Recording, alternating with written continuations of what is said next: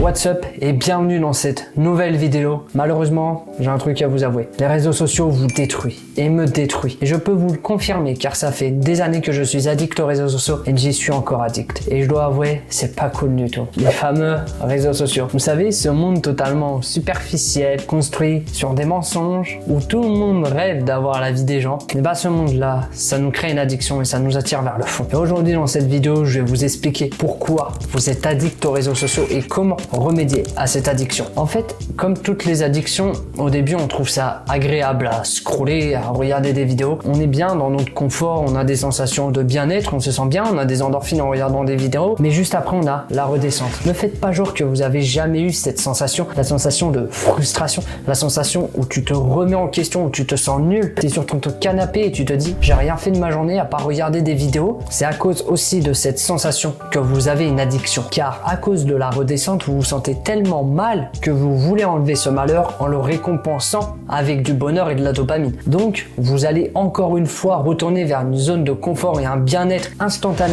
en regardant des vidéos ou en fumant, en buvant ou avec toute autre addiction à la pornographie. Vous avez une redescente et vous voulez casser cette redescente et donc vous repassez par une dose de plaisir intense. Et c'est ça le problème d'une addiction. J'ai envie de dire que c'est à cause de cette sensation que ça nous crée une addiction. Moi aussi, comme toi, j'ai longtemps fermé les yeux en me disant mais non, je suis pas addict aux réseaux sociaux, je passe juste quelques heures dans ma journée, mais ça me fait rien, ça me touche pas. Si, faut se l'avouer, faut ouvrir les yeux, on est addict. Si ça fait déjà ta deuxième ou troisième vidéo que tu regardes, c'est que tu es dans la spirale infinie des réseaux sociaux et tu n'arrives plus à revenir à la réalité. En ayant moi-même une addiction aux réseaux sociaux, considérant que cette vidéo est une note à moi-même. Mais vu que j'ai certains problèmes, je pense que d'autres personnes les ont aussi. Alors cette vidéo est faite pour moi et aussi faite pour vous. Pour vous aider à comprendre l'addiction et pour vous aider à sortir de l'addiction.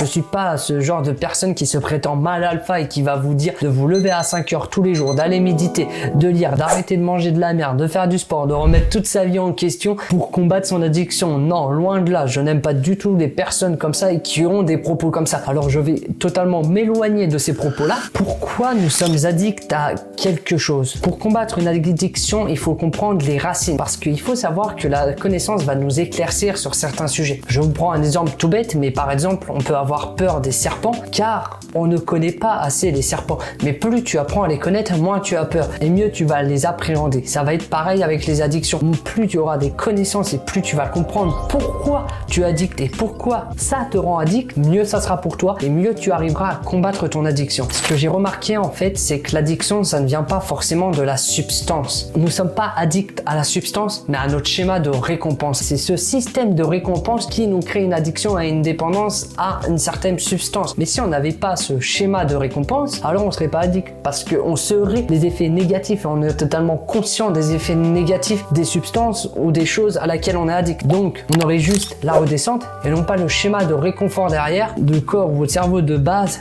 aime avoir un confort et aime avoir de la dopamine directement. Prenons un exemple. Quand vous faites une activité beaucoup plus dure, par exemple vous faites un projet professionnel sur plusieurs semaines, sur plusieurs mois, à la fin vous allez avoir un pic de dopamine parce que vous l'avez tellement attendu ce projet là et vous avez enfin réussi à aboutir à ce projet. Vous êtes content, vous êtes relâché. Votre corps, ça lui demande énormément d'efforts. Il doit sortir de sa zone de confort pour atteindre ce niveau de dopamine. Alors que d'un côté, juste en scrollant ou en regardant des vidéos, vous avez le même pic de dopamine que le projet vous avez mis tellement longtemps à construire. Donc vous comprenez que le choix est vite fait. Entre le long terme et le court terme, le corps il va privilégier le court terme et le plaisir instantané. Et c'est donc à cause de ce schéma de récompense que nous sommes addicts. Et c'est ce schéma de récompense que votre corps va vouloir avoir de plus en plus. Il ne faut pas forcément avoir peur et s'éloigner des substances, mais plutôt revoir son schéma de récompense et pourquoi pas le modifier. Comprendre comment il fonctionne pour le changer dans le temps.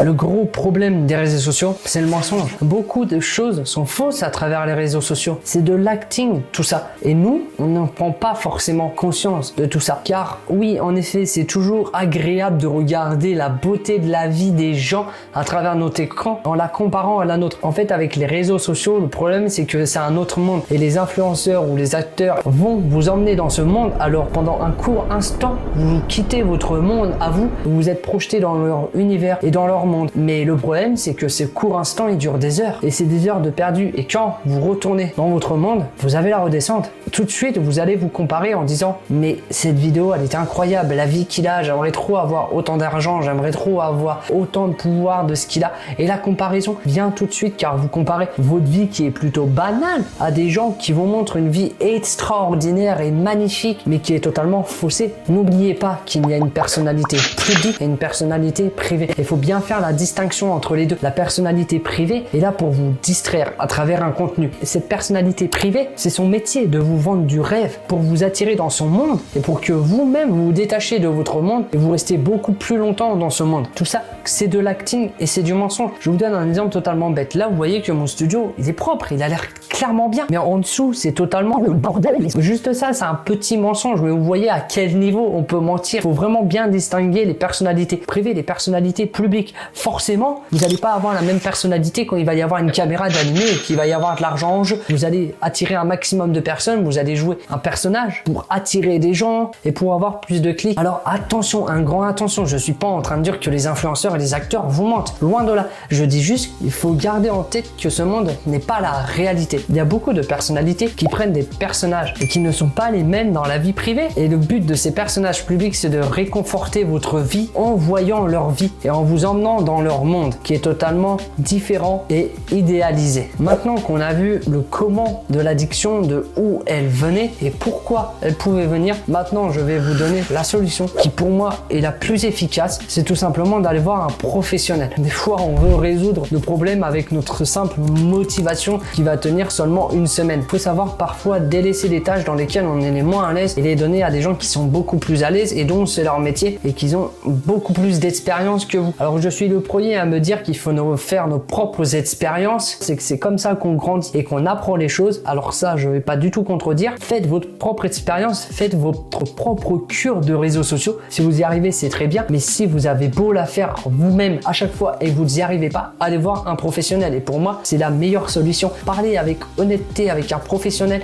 avec quelqu'un que vous ne connaissez pas. Vous n'avez pas cette sensation de jugement qu'il peut y avoir dans votre cercle proche. Car le professionnel, son métier, c'est de rester le plus neutre possible et le plus objectif possible. Et en discutant avec une nouvelle personne dont vous ne connaissez pas les caractères et peut-être dans les premières séances, vous allez avoir cette sensation de gênance. Mais le but des professionnels, c'est de vous mettre un maximum à l'aise. Et comme je vous le disais, moi, je suis pas quelqu'un qui va vous dire de vous lever à 5 heures, d'aller méditer, de vous dire que vous êtes une grosse merde derrière votre écran à scroller. Non, loin de là. Moi, je préfère comprendre pourquoi on a ces problèmes, comment on peut y remédier. Le plus important pour moi, ça serait de garder en tête que les réseaux sociaux, tout ça, c'est un monde idéalisé et qui est totalement mis en scène et qui est monté. Et c'est hyper important de comprendre ça quand vous comprenez que c'est pas la réalité et parler avec des gens, que ça soit dans votre entourage proche, ça peut vous faire du bien. Ne gardez pas tout pour vous, car sachez que c'est vraiment pas la meilleure thérapie. Mais surtout, n'oubliez pas paix et sérénité et harmonisez vos deux corps. Allez, ciao!